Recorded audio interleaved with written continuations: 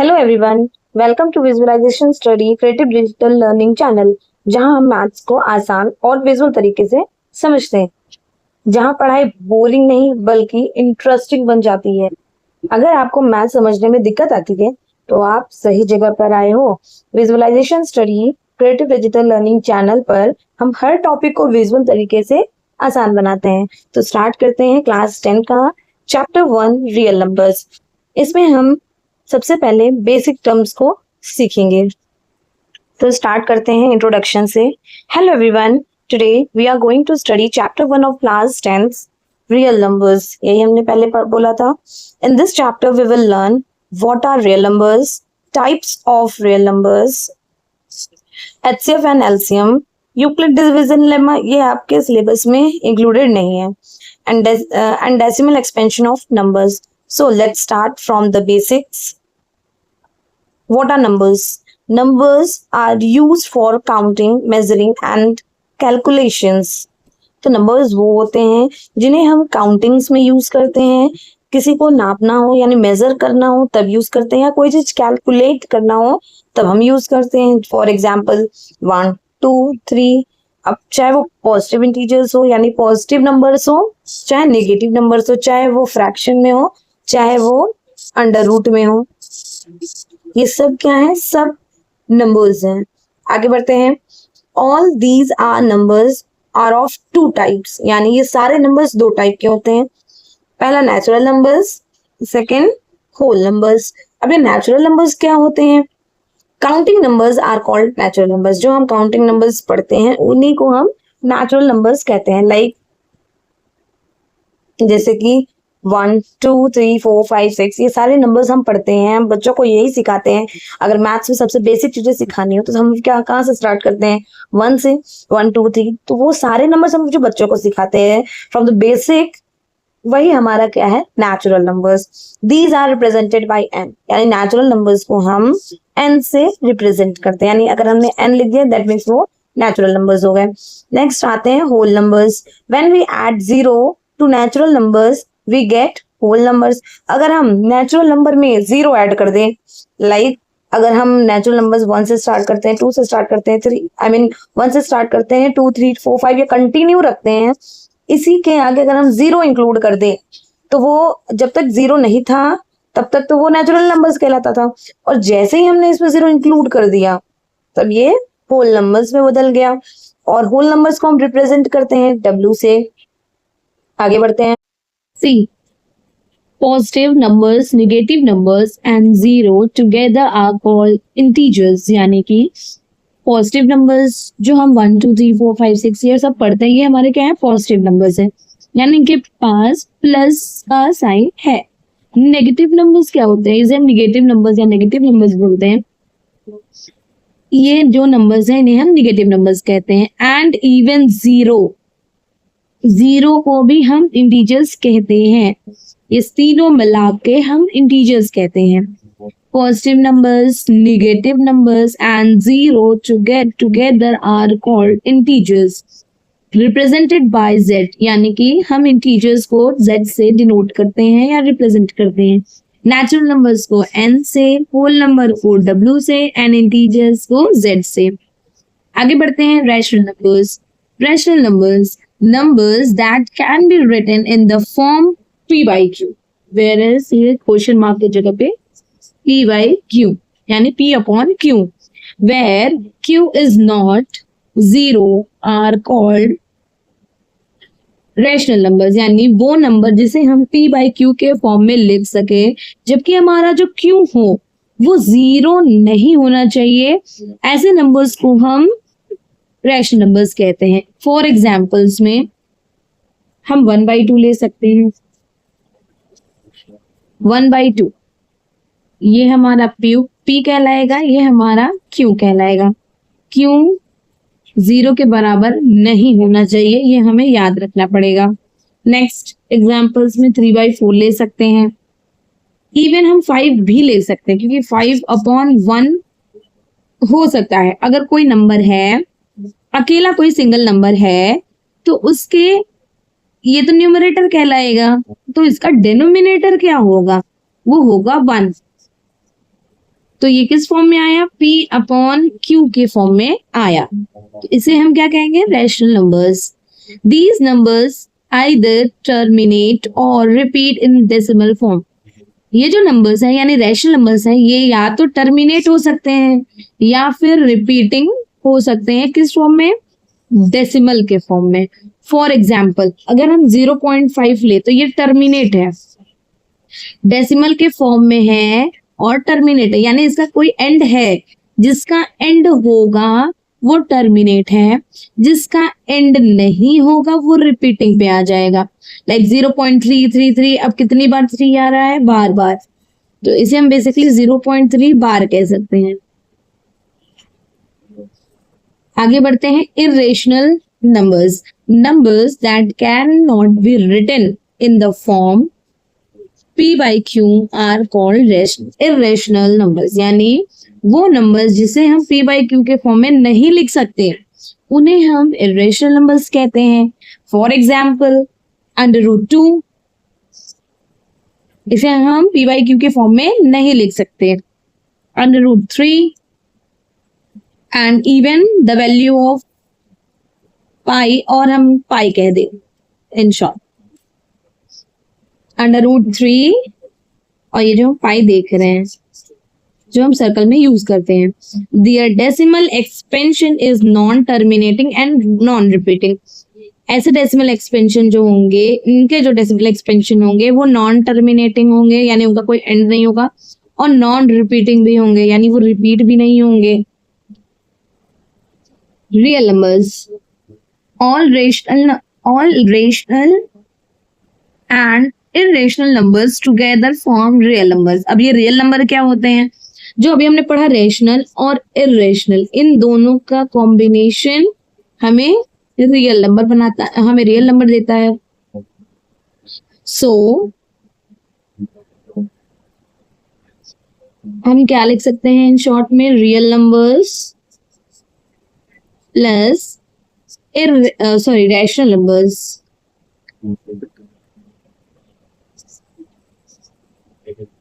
Rational numbers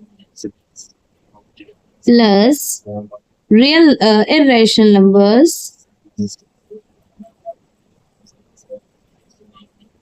is equal real numbers. आगे बढ़ते हैं, एग्जाम्पल में हम क्या क्या लिख सकते हैं, 2 -7 1/5 √2, ये 3 तो हमारे रैशनल नंबर्स कहलाएंगे, लेकिन ये √2 हमारा इर्रेशनल कहलाएगा, यानी कि जितने भी मोस्टली क्या, जितने भी √2 में होते हैं वो सब इर्रेशनल नंबर्स होते हैं।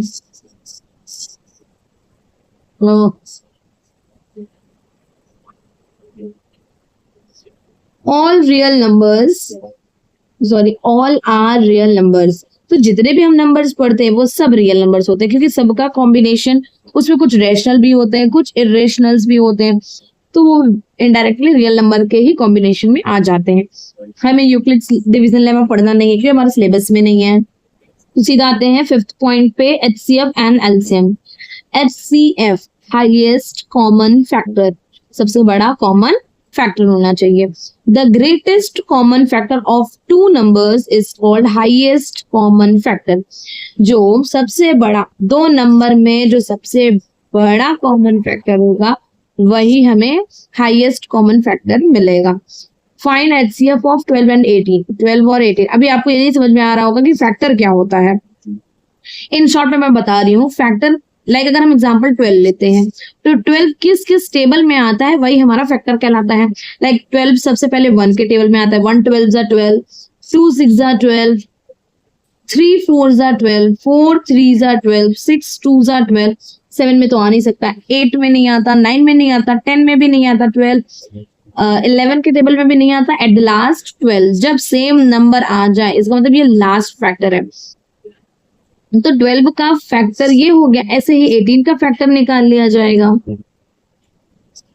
2 के टेबल में सबसे पहले 1 के टेबल में, 2 के टेबल में, 3 के टेबल में, 4 में तो आता नहीं, 5 में भी नहीं आता, 6 में आता है, 7 8 के टेबल में 18 नहीं आता, 9 के टेबल में आता है, 10 में नहीं आता, 11 12 13 14 एट द लास्ट 18। तो ये 18 के फैक्टर्स हैं, ये 12 के फैक्टर्स हैं। अब इसमें से जो हाईएस्ट भी हो और कॉमन भी हो, यानी कि मैच करता हो, जैसे 1 मैच कर रहा है, 2 मैच कर रहा है, 3 भी मैच कर रहा है, 4 तो मैच नहीं कर रहा, 6 भी मैच कर रहा है, अब कुछ मैच नहीं कर रहा। तो इसमें सबसे बड़ा नंबर क्या है? 6। तो 12 और 18 का सबसे हाईएस्ट कॉमन फैक्टर क्या है? 6। ये देखो, ये एलसीएम के फॉर्म में लिया गया है, यानी इसके प्राइम फैक्टराइजेशन किए गए हैं। लाइक ऐसे अगर हम सीखते हैं ना, 12 2 6 12,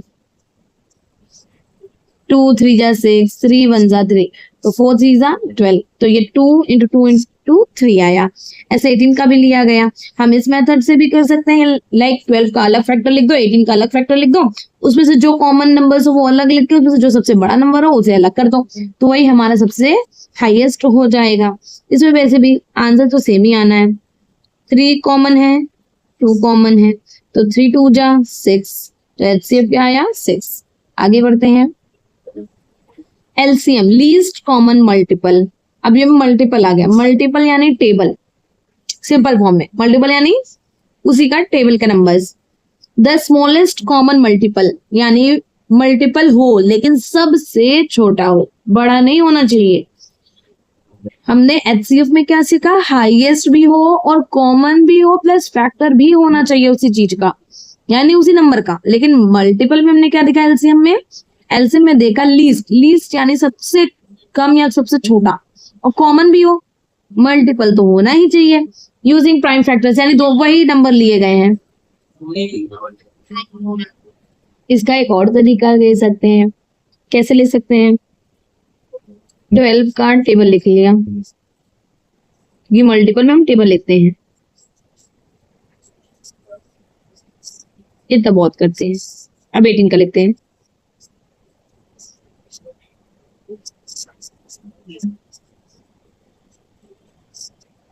कुछ भी मैच किया क्या मैच किया?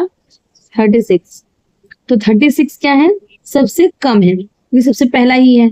अगर आगे इसके नंबर्स अगर मैच करते भी हैं तो वो तो हाईएस्ट हो जाएंगे, इसलिए सबसे लीस्ट कॉमन मल्टीपल है तो वो है 36। दो तरीका है, एक तो आपने प्राइम फैक्टराइजेशन मेथड से यानी एलसीएम के मेथड से अलग अलग करके निकाल लिया, इसमें से क्या किया? पावर को देख लिया।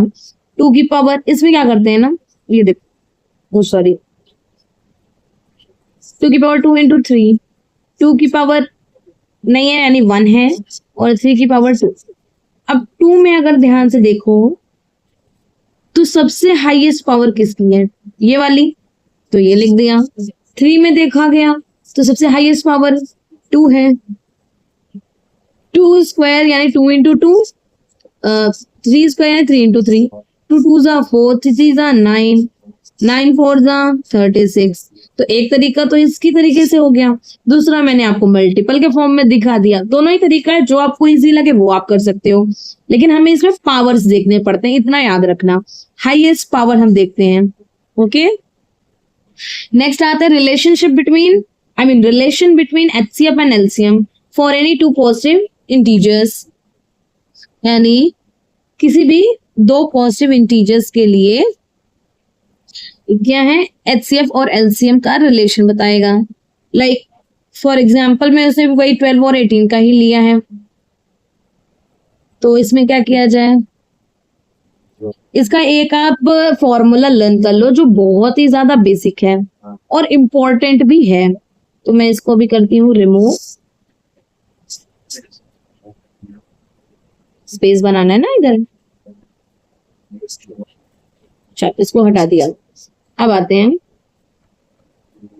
इनका पहले रिलेशन, एचसीएफ इनटू एलसीएम, यानी एचसीएफ जो भी आया हो और एलसीएम जो भी आया, उन दोनों का अगर हम मल्टीप्लाई करते हैं तो जो भी नंबर्स गिवन होंगे उसका प्रोडक्ट बराबर ही आएगा।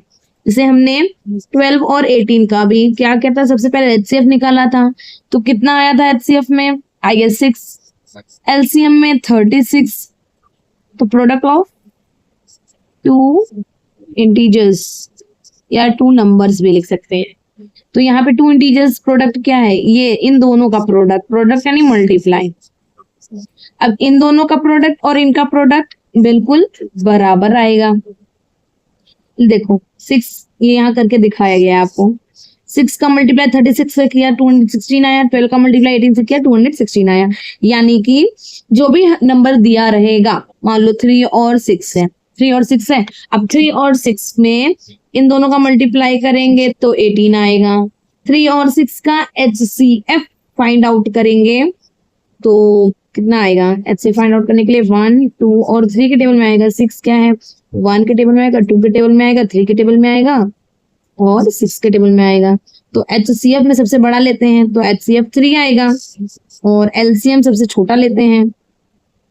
वेट, LCM में तो मल्टीपल लेते हैं ना, 3 का टेबल हो जाएगा, आई गेस 18 आएगा क्या, 3 2 जा 6, मे बी 6 आएगा, 6 हाँ 6 आएगा, 6 आएगा।